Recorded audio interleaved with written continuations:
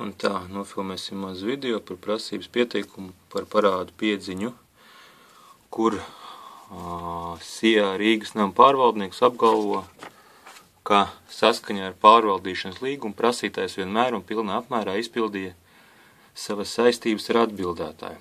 Tā pastīsimies saistību izpildes kvalitāti vai saistību izpildes principus. Tātad sāksim ar istabu, kur saistību izpildi mēs redzam pleķu izskatā pie griestiem, kas atrodas virs bērnu gultas. Iesim uz otru istabas galas, un te jau mēs redzēsim kaut ko daudz interesantāku. Saistību izpildes rezultātā istabā no pastāvīga mitruma un siltās trubas, kas ir koplietošanas truba, tā saucamā, vai kā viņi tur skaitās. Un šis pastāvīgais siltums un mitrums ir radījis ļoti lielisks apstākļus, lai sāktu augt tāda lieta kā pelējuma sēnīte. Plus vēl no pastāvīgā mitruma, ja var redzēt tagad, betons ir sācis jau drupt, viņš jau ir sācis bojāties, un tas šitas ūdens tek patstāvīgi, un kā redzam, reku brūna strīpa tāda, šī te brūnā strīpa, viņa līdz lejai ir, un ir patstāvīga un ilga. Tas būtu istabā. Tagad pāriesim uz koridoru. Koridorā skats ir, teiksim tā, vēl labāks. Tapetes ir atlipuši jau līdz pašai zemei. No pastāvīgā ūdens aiz tapetēm arī veidojas pelējuma sēnīte, uz sienas veidojas pelējuma sēnīte, un tas viss ir no pastāvīga slapjuma, mitruma un recirkulācijas trubas, recirkulācijas trubas, siltuma, kā rezultātā rodās ļoti labi apstākļi, lai pelējuma sēnīte veidotos. Ūdens tek arī gar lampu, kur, protams, iekšā ir elektrības sistēma, un kas nepalielina nekādā veidā drošību pret to, ka nejauši nenotiks ugunsgrēks daļa izsavienojuma. Tā kā ejam gar trubu tālāk, tad mēs ieraugam otrā pusē. Šeit tieši tāpatās pastāvīgi tek ūdens, un tapetes jau ir nost, kā mēs redzam. Tā, tagad es ieslēgšu gaismu, lai mēs varētu redzēt sienas skapī notiekošo. Sienas skapī, kur ir paredzēts glabāt drēbes. Drēbes vairs netiek glabātas, tāpēc, ka tas nav iespējams, jo ūdens, kā mēs redzam, arī šeit tek iekšā, un no pastāvīga mitruma šie melnie pleķi ir pelējuma sēnīte.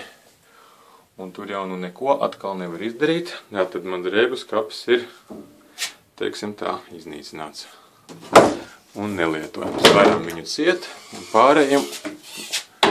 pārējiem no drēbu skapi mēs uz vannas istabu smuki. Un vannas istabā mums pavarās atkal burvīgs skats. Atkal ties pats, tekošs ūdens, tek no griestiem, un tek viņš nevienu dienu, nevienu minūti, bet tek viņš ilgi un pastāvīgi. Un namu pārvalde, ja tagad esošais SIA Purciema nami, skaidro, ka viņš izpilda pilnībā savus pienākumus attiecībā pret maniem maksātāju. Kā redzam, mans dzīvoklis tiek totāli iznīcināts, bet tas nav tikai uz manu dzīvokli. Pāriesim to viņās, iziesim koridorā. Ko mēs redzam koridorā? Koridorā mēs redzam to pašu, bet tikai no otras puses. Tātad tekošais ūdens mums ir sabojājis. Krāsa nāk nost, arī tie paši visi pleķi. Un šī daļa ir tur, kur ir sienas skapis man. Šeit tieši tāpatās krāsa, kas ir ļoti pēc savas būtības bieza un resna. Jau var redzēt, ir sen visi atlipusi, neturēdam šos mitrumu. Mitruma cēlonis, pēc manām domām, ir tieši šī noteks sistēma, kas iet māju pa vidu. Un stiprāka lietas laikā viņa nenovada vai nespēja novadīt, un ūdens satek starp jumtiem. Kā rezultātā ūdens sāk sūkties griestiem kaimiņu dzīvoklī, otrā kaimiņu dzīvoklī, sienas kur jau šeit ne pirmo dienu tek. Tātad Un kā mēs redzam, no turienes tas ūdens tek tālāk. Viņš tek pa iekšējo šahtu. Arī otrā stāvā ir tieši tāds pats efekts. Šeit ir pleķi. Šeit krāsa nāk nost. Mitrums ir ļoti liels un kapitāls pastāvīgs.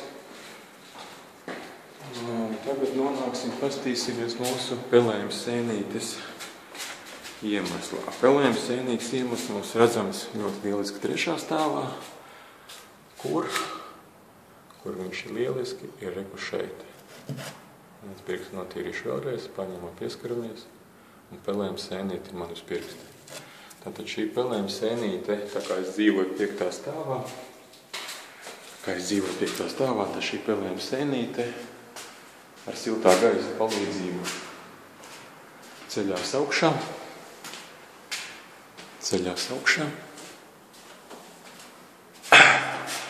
Uzceļās, protams, uz visaugstāko punktu, ja tas ir mans dzīvoklis. Caur komunikācijas caurumu ienāk manā dzīvoklī. Un tieši šeit viņa vislabākā veidā, mēs patīrīsim šeit nost, viņa šeit sāk izplatīties, pieķerās pie mitrajām tapetēm un sāk augt. Remontu veikt ir bezjēdzīgi, tāpēc, ka jebkura remonta veikšana beigsies ar to, kad atkal tecēs ūdens un nākamā pelējuma sēnīte no koplietošanas trubas, notektrubas atnāks atpakaļ. Līdz ar to purciem un nami acīm redzami nepilda savus tiešos pienākumus, nenovērš problēmu, par kurām ir sūdzēts. Ir akts sastādīts, kad iespējams, ka tas ir no jumta, bet darbības kā neturpinās, vai darbības nekādas nenotiek, kā tiek ignorēts īpašnieku attiecības ar apkalpotāju. Tā netiek nekas realizēts, īpašums tiek bojāts, īpašuma vērtība krītās, bet apsaimniekotājs tikai prasa naudu, sakot, ka viņš visas savas saistības izpilda. Jā, ar to es arī beigšu video. Es saprotu, ka te viss redzams ļoti lieliski, kā tiek apsaimnieks dzīvoklis pilnā apmērā pēc prasītāja vārdiem. Labi, uz redzēšanos no tam.